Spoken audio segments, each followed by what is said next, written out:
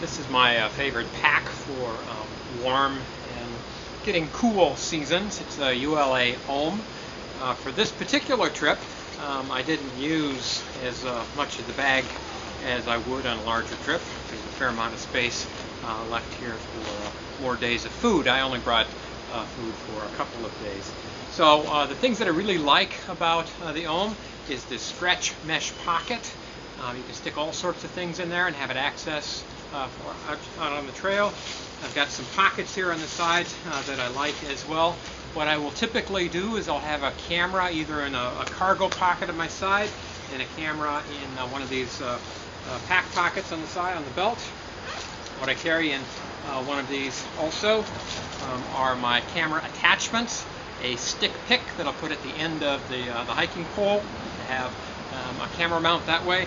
And then I'm also using this gorilla stand right here, which is very nice with these legs. It can grab onto all sorts of things, and I use that quite a lot in the video that I just showed. I pack my pack sort of like the Titanic was designed in terms of compartments. So I make a lot of use of these bags that one gets from Walmart, these waterproof bags. And on the outside of my pack, in one side pocket here, I have an orange one, and these have things in it that I use in camp. And then on the other pocket I have blue things, a blue bag, in which I carry things that I want to have out on the trail. And they're both out and they're accessible. It's just a way for me to organize them and to remember them. I'll have a look and see what's inside of them later. Inside of the mesh pocket I have a wind shirt. This is a Go Light wind shirt that I start out the day in, but shortly after I'll get warm and I'll take it off. I have also in here my rain stuff. Here is a paca. Inside the paca I have also a do-it-yourself rain skirt. And then I have a Thermarest Z-style sit pad for sitting out on the trail and when I get into camp. So let's have a look and see what's inside of the pack now. In the green bag, this is my food bag. What I packed for this trip was 2 breakfasts, 2 dinners, and a lunch. You saw some of that. We'll revisit that under one of my compartments. Here I have my titanium pot. It's an MSR Titan, and this is the little buddy in its case that fits right on like so. So together they don't take very much space. I have here my tarp bag. In this is a Mac Cat Ultra in Spintex, and I have in here also a bag that has stakes in it. For this particular trip, the tarp never left this bag. There was no threat of any rain, and so I just left it in there and I slept out under the stars, which was very nice. Also to be found in this pack is a curled up bit of padding, foam padding. I use this at the foot end of my hammock because the quilt that I use is at 3/4 length. And so that curls up inside and doesn't take up very much space.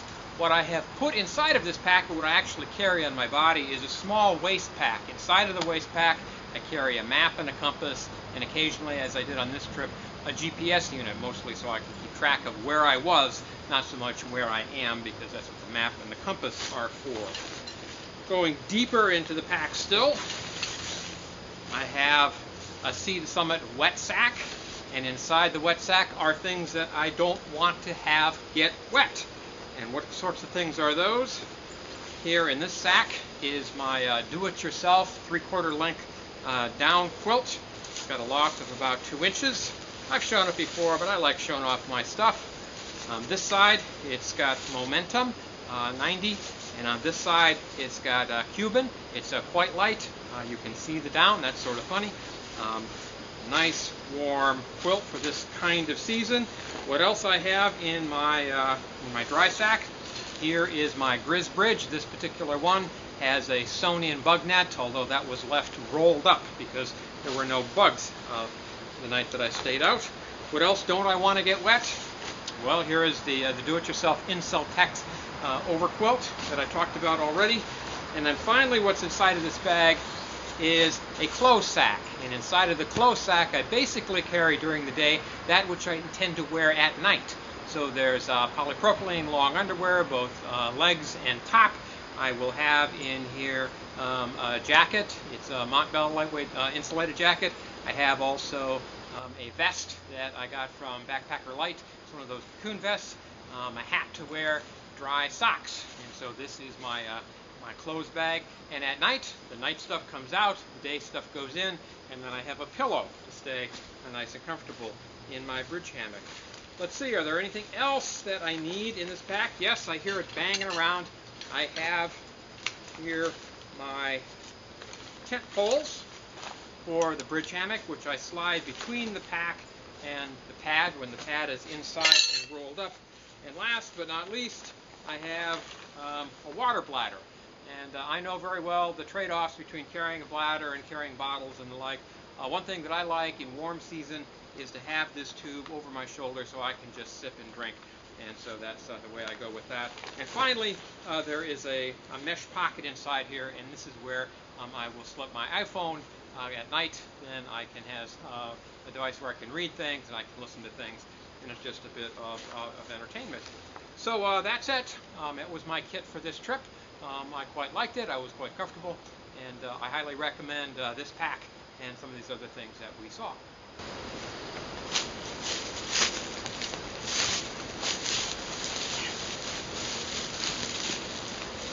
Now we can have a look at some of these things that I carry on the outside of my pack in these bags. This is my camp bag. What do I like to have available to me in camp? Well, let's see. I like to have a Spin-Tex ground cloth. I put that underneath of my hammock, so when I step outside of the hammock and I step on this ground cloth and have dry feet. I have here my toiletry things. I have here a small towel that dries quickly.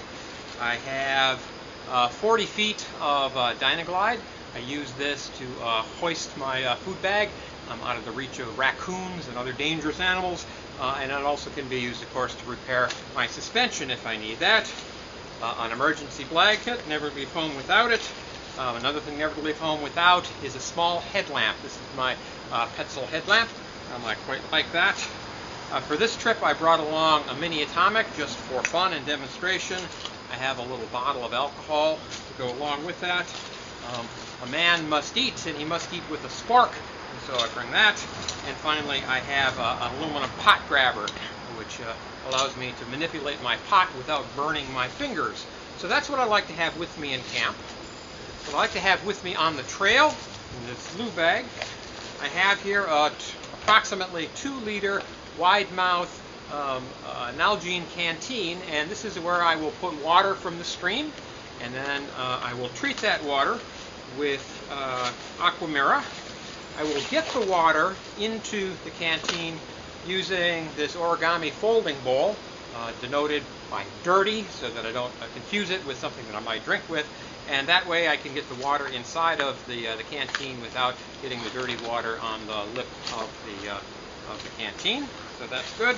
I have here a very small first aid kit, including moleskin, a little bit of insect repellent if that's needed, some bum wad in case that's needed, and inside here I have the Aquamira that I use. The food bag, where is that food bag? There it is, green means food. So in the food bag, what did I bring this time? Well, probably better said what's left after I went out this time. I brought some tortillas for my lunch, always tasty, very flat. I have a breakfast pack. Inside my breakfast pack, I have some oatmeal. I need a couple of packets of that for breakfast typically. The always popular Pop-Tarts, some bags of tea that folds up very compactly. I have some cheese left, and then that which makes everything better, some bacon. And what I had before is I also had a little packet of tuna, and then I had a packet of rice that I had for dinner the other night. And that, methinks, is the sum total of what it was that I carried. Speaking of sum totals, this now is what the base weight was, and this is what the carry weight was.